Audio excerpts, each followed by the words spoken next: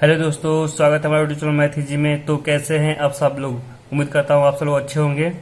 तो आज हम एक नया टॉपिक स्टार्ट करने जा रहे हैं, निर्देशांक ज्यामिति, जिसको इंग्लिश में बोलते हैं coordinate geometry. Again this is very important topic और ये टॉपिक बहुत ही इंपॉर्टेंट है और आपको कक्षा 10वीं के जो बोर्ड के एग्जाम्स होंगे उसमें भी इसका काफी ज्यादा वेटेज होता है। और दूसरा, आपके जो आने वाले कॉम्पिटेटिव एग्जाम्स होंगे, आप जिसको अभी आप कॉम्पिटेटिव एग्जाम्स देंगे, उसमें भी इसका काफी महत्वपूर्ण उपयोग होगा। तो आप इस सब्जेक्ट को अच्छे से पढ़िएगा, इस चैप्टर को अच्छे से पढ़िएगा, ठीक है ना।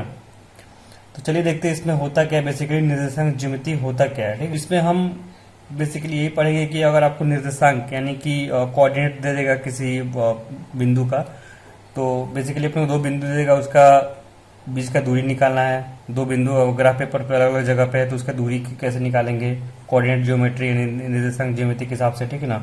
या फिर दोनों के बीच में उसका मध्य बिंदु फाइंड आउट करना है, उसका क्षेत्रफल निकालना है, ठीक ना। अगर तीन बिंदु से मिलकर एक त्रिभुज बनता है तो उसका क्षेत्रफल निकालना होगा, ठीक है ना। तो इस तरह से आपको बेसिक बेसिक चीजें हैं जो कि इसमें आपको निकालना होगा, ठीक ना।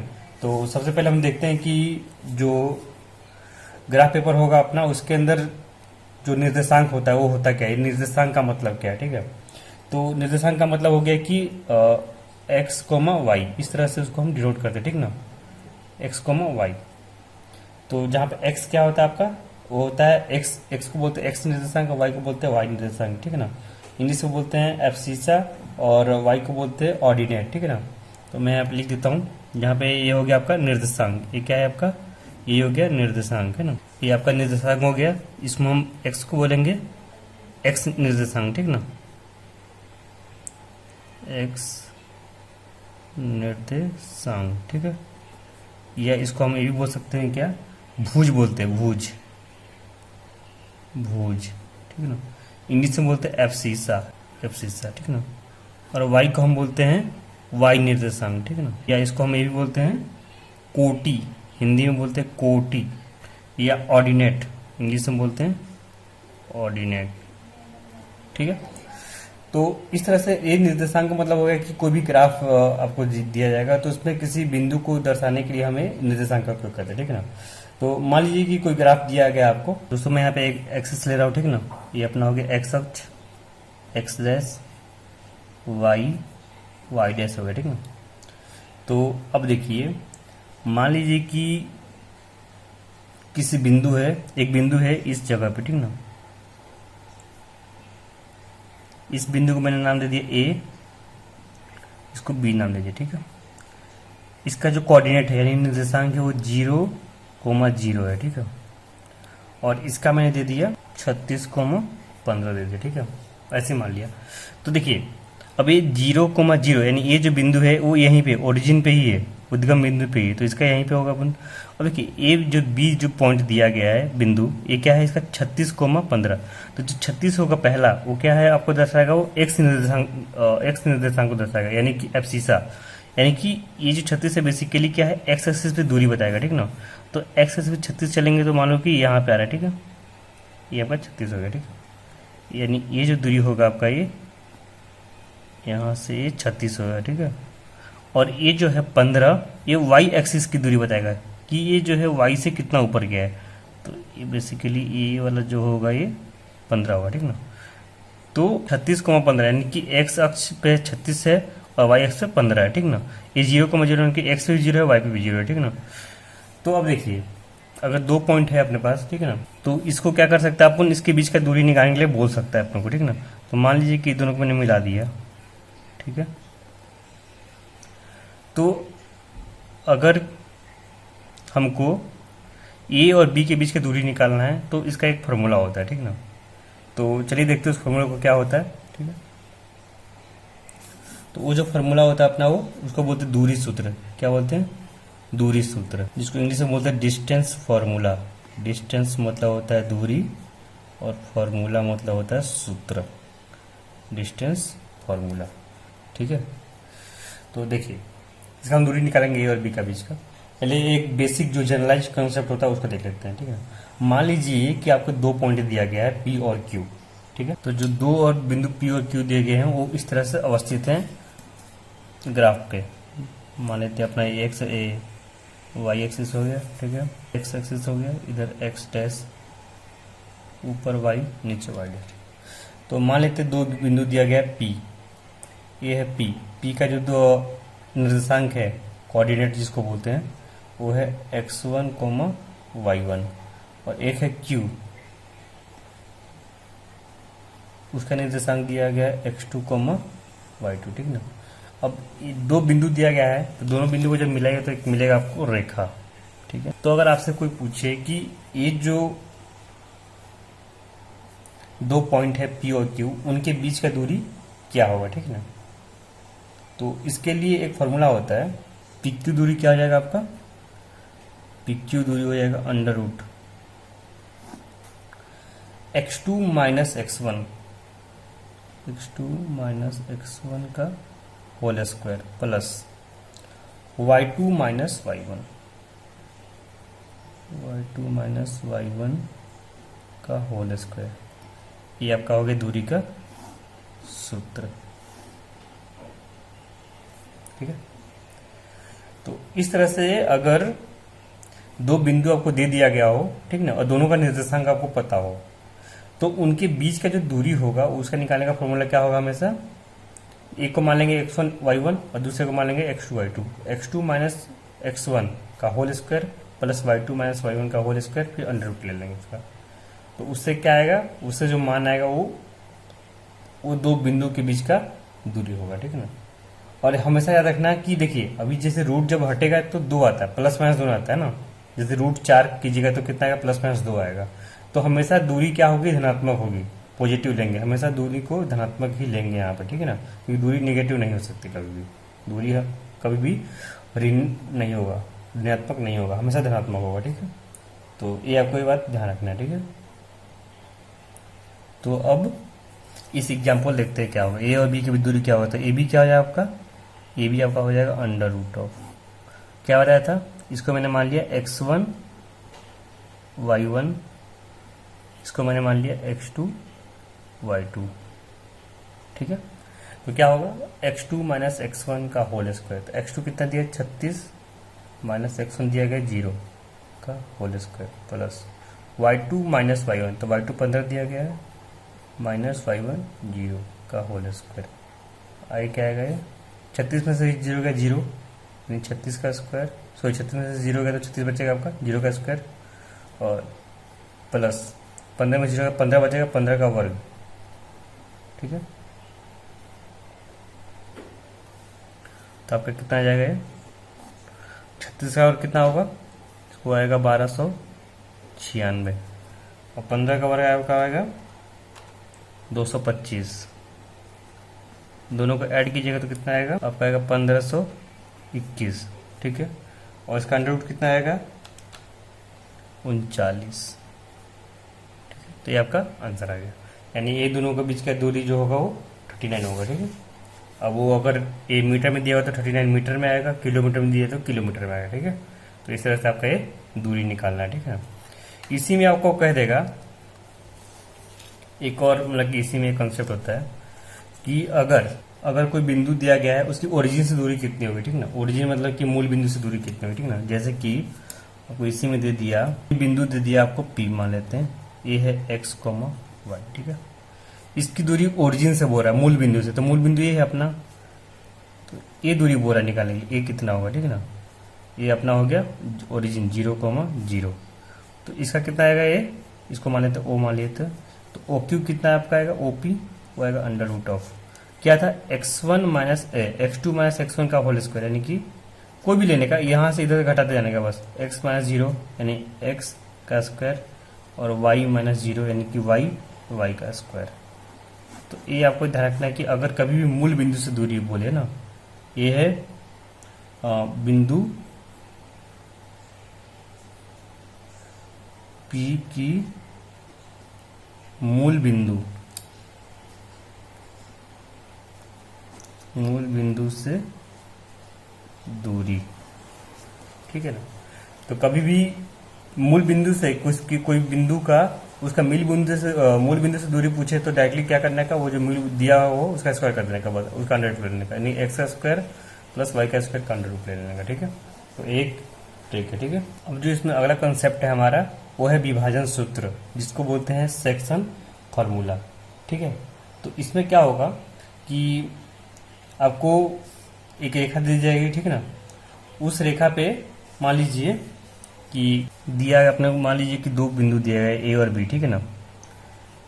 एक रेखा दिया गया है, उसका एक ए है पॉइंट, एक अंतिम पॉइंट बी है, ठीक है। इसका निर्देशांक ए का दिया गया है x1, y1 और बी का निर्देशांक दिया गया है x2, y2, ठीक ना।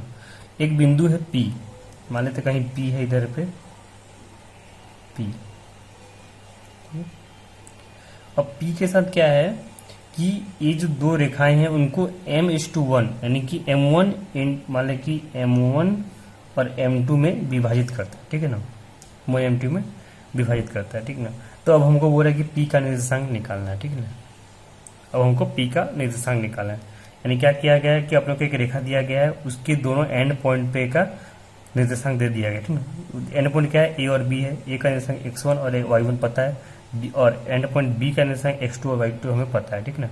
अब हमको क्या दिया गया है कि एक बिंदु P दिया गया है जो कि उस रेखा को दो भागों में विभाजित करता है, वो m1 और m2 के रेशियो में बांटता है, यानी कि ए और पी के बीच का जो रेशियो होगा वो m1 होगा, और पी और बी के बीच का जो दिया है वो m2 दूरी होगा, ठीक ना। तो अब हमको P का निर्देशांक निकालना है, ठीक ना। तो मान लेते हैं कि P का निर्देशांक जो हमारा आ रहा है वो x, y आ रहा है, ठीक है। अब इस x का मान निकालना है अपने को m1, m2, x1, x2 के टर्म में, और इस y का मान निकालना है m1, m2, y1, y2 के टर्म में, ठीक है ना। तो वो क्या होता है, तो हमारा जब P का निर्देशांक आएगा वो क्या आएगा x, y, वो क्या हो जाएगा, देखो जो x होगा क्या होगा, m1 को इससे गुना करो, ठीक है।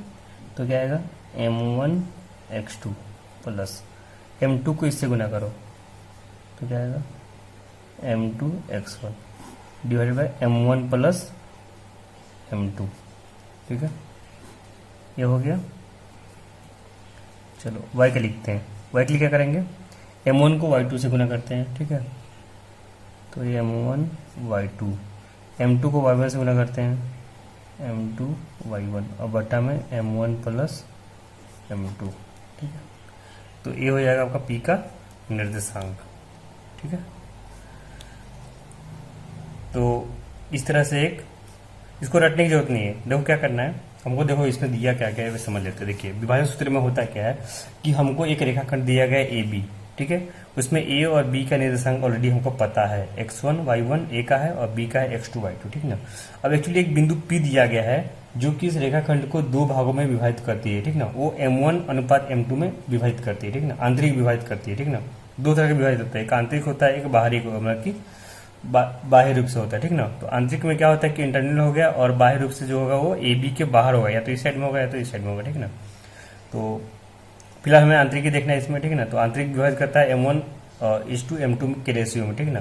तो अब हमको इस बिंदु P का निर्देशांक निकालना है। तो P का क्या निकालेंगे, निर्देशांक निकालने के लिए क्या करेंगे, देखिए x जो कोऑर्डिनेट होगा उसका x निर्देशांक होगा वो क्या होगा, m1 को x2 से गुना करना है और m2 को x1 से गुना करना है, और बट्टा में दोनों से डिवाइड कर देना है, दोनों का add m1 plus m2। y का निकालने के लिए क्या करेंगे, m1 को y2 से गुना करेंगे प्लस m2 को y1 से करेंगे और दोनों को डिवाइड कर देंगे m1 प्लस m2 से। ये आपका हो गया और निर्देशांक निकल गया आपका, ठीक है ना। तो ये हो गया आपका विभाजन सूत्र। चलिए एक एग्जांपल देकर समझते हैं। देखिए क्या दिया एग्जांपल में कि उस बिंदु के निर्देशांक को ज्ञात कीजिए जो बिंदुओं 4,-3 और 8,5 को जोड़ने वाले रेखाखंड को आंतरिक रूप से 3:1 के अनुपात में विभाजित करता है, ठीक ना। तो कहने का मतलब यह है कि हमको क्या दिया गया है, दो बिंदु दिया है, तो एक रेखाखंड दिया गया है, मान लेते रेखाखंड है वो AB है, A और B। ए का निर्देशांक हमको पता है कितना, 4,-3। बी का निर्देशांक दे रखा है 8,5, ठीक है। अब एक बिंदु P है, अब हम कौन सा बिंदु निकालना है, इस रेखाखंड पे आंतरिक रूप से विभाजित करने वाले बिंदु निकालना है P। मान लेते बिंदु P है जो अनुपात कितना दिया है, 3:1 में दिया गया, ठीक ना, 3:1 में दिया गया, ठीक है।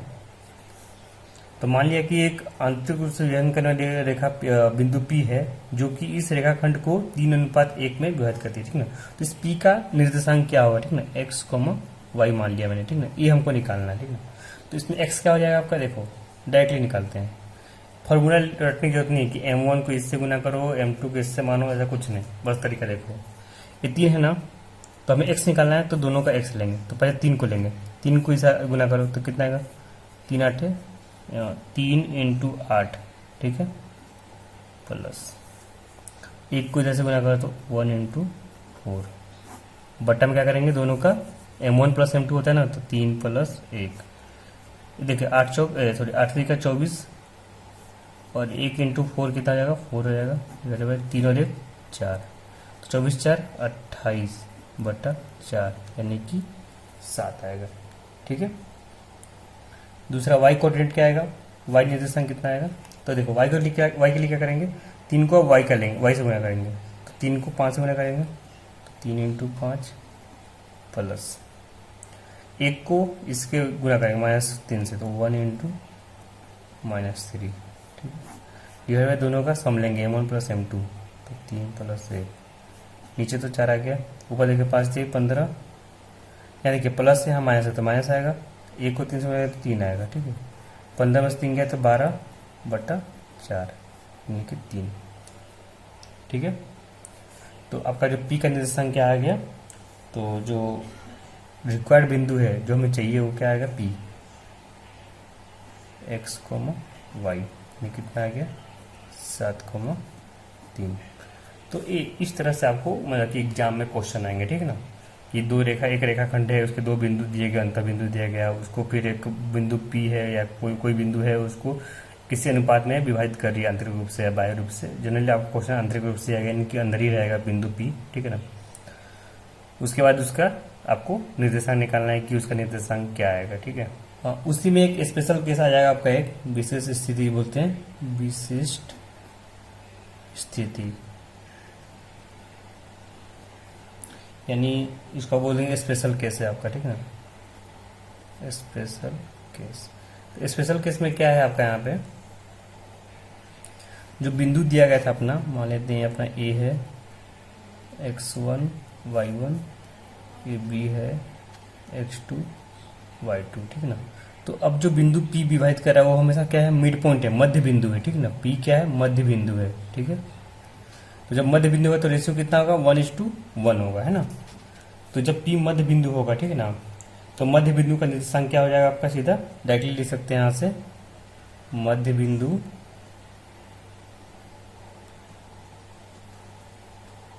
P के निर्देशांक, है ना। तो मध्य बिंदु P के निर्देशांक क्या हो जाएंगे आपके, x, y माना है मैंने, वो आपका देखो क्या हो जाएगा।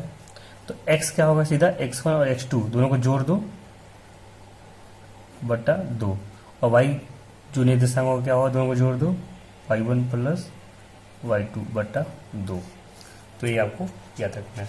जब भी आपको बोले कि मध्य बिंदु का निर्देशांक क्या होगा, तो हमेशा वो क्या होगा, x1 प्लस x2 दोनों कोऑर्डिनेट को जोड़ के बटा 2, और y के लिए भी y1 प्लस y2 बटा 2 करना है। वो देखिए वैसे वही स्पेशल केस इसलिए, देखिए यहाँ पे m1 m2 क्या है, 1 1 हो गया, ठीक ना। तो नीचे में तो m1 प्लस m2 लेंगे तो 2 आएगा, ठीक ना। और नीचे में 1 1 m1 क्या होता है, m1 x2 और m2 x1 होता था, तो वहाँ पे 1 1 है, बटा में 2 आएगा यहाँ पे। तो वही है वो स्पेशल केस क्या है कि यहाँ पे m1 m2 का मान कितना 1 1 हो गया, ठीक ना। तो इसलिए डायरेक्टली क्या करते हैं, जब भी हमको मध्य बिंदु का निर्देशांक निकालना होता है, मध्य बिंदु का बोल दिया हो, तो उसके हम क्या करते हैं, दोनों कोऑर्डिनेट को जोड़ कर बटा 2 कर लेते हैं बस, ठीक है। चलिए अभी आखिरी टॉपिक बचता है इसमें का, कि त्रिभुज का क्षेत्रफल कैसे निकालते हैं, ठीक ना, उसको देख लेते हैं हम लोग। तो दोस्तों अब हमारा एक आखिरी टॉपिक बचा है इसमें, त्रिभुज का क्षेत्रफल, एरिया ऑफ ट्रायंगल कैसे निकालते हैं, ठीक है। तो हमको एरिया ऑफ ट्रायंगल यानी कि त्रिभुज का क्षेत्रफल क्या होता है, हमेशा होता है आधार हाफ बेस इंटू हाइट, यानी आधार गुना शीर्षलंब होता है, ठीक ना। 1/2 आधार गुना शीर्षलंब होता है, ठीक ना। बट यहाँ पे क्या है, आपको वो वाला फॉर्मूला लगाना नहीं है, ठीक ना। यहाँ पे आपको क्या कर दिया कि आपको कोऑर्डिनेट दे देगा, निर्देशांक दे देगा, तीन बिंदु दे देंगे, ठीक ना। और उसका आपको जो निर्देशांक का जो फॉर्मूला होता है उस बेसिस आपको निकालना है। जैसे मान लेते हैं कि एक त्रिभुज ABCD दिया गया, ठीक ना। मैंने मान लिया कि त्रिभुज एक ABCD दिया गया है अपने पास, एक त्रिभुज A जिसका निर्देशांक दे दिया गया है x1 y1, B उसका निर्देशांक दिया गया x2 y2, और ये है अपना शीर्ष बिंदु C है जिसका निर्देशांक है x3 y3 दिया गया, ठीक ना। तो ये त्रिभुज दे दिया गया, ठीक ना। ये त्रिभुज का हमको निर्देशांक पता है। अब हमको निकालना है इसका क्षेत्रफल। लेकिन क्षेत्रफल कौन सी मेथड से निकालना है आप लोग को? निर्देशांक ज्यामिति के हिसाब से निकालना है, ठीक ना। तो उसमें क्या होगा कि त्रिभुज एबीसी का जो क्षेत्रफल होगा, ठीक ना, तो त्रिभुज एबीसी का जो क्षेत्रफल होगा वो क्या होगा? 1/2, ठीक है। अब देखिए, अब हम x1 ले रहे हैं पहले, ठीक ना। x1 लिए तो क्या करेंगे? y2 minus y3 plus x2 लेंगे तो क्या होगा? y3 minus y1 plus x3 लेंगे तो क्या आएगा? y1 minus y2। तो ये आपका फॉर्मूला होगा, ठीक ना, y1 माइनस 2, ठीक है ना। तो बेसिकली करना है क्या है, देखिए यहाँ पे मैं क्या कह रहा हूँ, एक चक्र का फॉलो कर रहा है। 1 2 3, 1 से 2 गया, 2 से 3 गया, 3 से 4 गया, ठीक ना। यानी देखिए x1 लिया मैंने पहले, फिर क्या कर रहे हैं? 2 और 3 को हटा रहे हैं, 2 3 को हटा रहे हैं, ठीक ना। फिर x2 लिया तो 2 के बाद क्या आएगा? 3, फिर 3 के बाद वापस 1 आ जाएगा, ठीक ना। तो हो गया x2। फिर x3 जब लेंगे तो 3 के बाद क्या है? वापस वो 1 आ रहा है, तो 1 में से 2 को हटा देंगे, ठीक ना। तो ये सीक्वेंस चलते रहना चाहिए, ठीक ना। तो x1 लिया, y2 माइनस y3 किया, x2 लिया तो 2 के बाद क्या आएगा? 3, फिर 1, 3 लिया तो 3 के बाद तो वापस 1 आएगा, तो 1 में से 2 हटा दिया, ठीक ना। इस तरह से आपको ये मतलब कि एक तरह से याद करके रखना है इसको, और इसे आपको अप्लाई करना है, ठीक ना। इसको एग्जाम्पल से समझ लेते हैं। तो देखिए यहाँ पे क्या बोल रहा है कि उस त्रिभुज का क्षेत्रफल ज्ञात कीजिए जिसके शीर्ष जो है वो 1, फिर -4, 6 और -3, -5 दिया गया। तो इसका क्षेत्रफल निकालना, ठीक ना। तो हम मान लेते हैं कि पहला वाला क्या है अपना? x1 y1 x2 y2 x3 y3, ठीक है। तो त्रिभुज का क्षेत्रफल क्या हो जाएगा? तो त्रिभुज का क्षेत्रफल क्या होगा? 1/2 लिया, ठीक है। अब देखिए x1 लिया मैंने, x1 क्या है? 1, तो क्या होगा? अब 1 के बाद क्या आएगा? 2 और 3 आएगा ना, तो 2 माइनस 3 घटाना है, ठीक ना। तो 6 माइनस 5, तो माइनस माइनस क्या हो जाएगा? प्लस हो जाएगा, ठीक है, प्लस। फिर हम x2 लेंगे तो x2 कितना दिया? -4 दिया गया, तो -4। अब 2 लिया यहाँ पे, तो 2 के बाद क्या आएगा? 3 माइनस 1 आएगा, तो 3 कितना आ गया? -5 दिया गया है, -1, 1 ऑलरेडी -1 है तो +1 हो जाएगा यहाँ पर, ठीक है ना, प्लस। फिर x3 लेंगे तो x3 कितना दिया? -3 दिया गया, ठीक है। अब क्या करेंगे? यहाँ पे 3 आ गया, तो 3 के बाद फिर क्या करेंगे? 1 आएगा, 1 में से 2 घटाएंगे, तो 1 कितना दिया? -1 दिया गया है, 2 कितना दिया? 6 दिया गया है, ठीक है। सोल्व कर लेते हैं इसको, तो कितना आएगा? 1/2, 6 5 11, 11 × 1 देखिए -5 + 1 -4, माइनस प्लस हो जाएगा, 4 चौका 16 हो जाएगा, तो +16। यहाँ देखिए -1 -6 -7 हो जाएगा, माइनस प्लस हो जाएगा, 7 का 21, ठीक है। तो कितना आ जाएगा आपका? ये आपका आएगा 1/2, 11 16 21, इसको जब ऐड कीजिएगा तो आपका आएगा 48। 48 का आता कितना आएगा? 24। तो आपका ये आंसर हो गया, ठीक है, 24 वर्ग मात्रक इसका वो। तो आप यहाँ पे ऐसे लिख सकते हैं क्या कि अतः त्रिभुज का क्षेत्रफल 24 वर्ग मात्रक है। तो इस तरह से दोस्तों मैंने सारा जो थ्योरी पोर्शन होता है इसमें जितने भी हैं वो मैंने करवा दिया है, और आपका ये लेक्चर यहाँ पे समाप्त होता है, ठीक है ना। आने वाले लेक्चर्स में हम इसके जो स्वाध्याय जो प्रश्नावली है, प्रश्नावली 7.1, 7.2 और 7.3, इसको हम देखेंगे 1 बाय 1 करके, ठीक है ना। जितने भी मैंने आपको कॉन्सेप्ट बताए हैं, जितने भी कॉन्सेप्ट डिलीवर किए हैं, उतने ही कॉन्सेप्ट हैं इसमें, और बहुत ही आसान है। आपको बस लॉजिक को समझना है और कॉन्सेप्ट को क्वेश्चन में लगा दो, बस आपका आंसर यूँ आएगा, ठीक ना। कोई कहीं भी रटने की जरूरत नहीं, मैथ रटने का चीज़ है ही नहीं, बिल्कुल नहीं। ना कहीं फार्मूला, हाँ फार्मूला कहीं कहीं पे आपको थोड़ा रिकॉल करना होगा, रिमेम्बर करना होगा कि कैसे अप्लाई करना, ठीक ना। एक बार आप एप्लीकेशन सीख जाएगा कि फार्मूला लगाते कैसे हैं, तो कोई भी क्वेश्चन का अप्लाई कर दीजिए, कोई दिक्कत नहीं, ठीक है। तो चलिए मिलते हैं अगले लेक्चर में। Okay, thank you.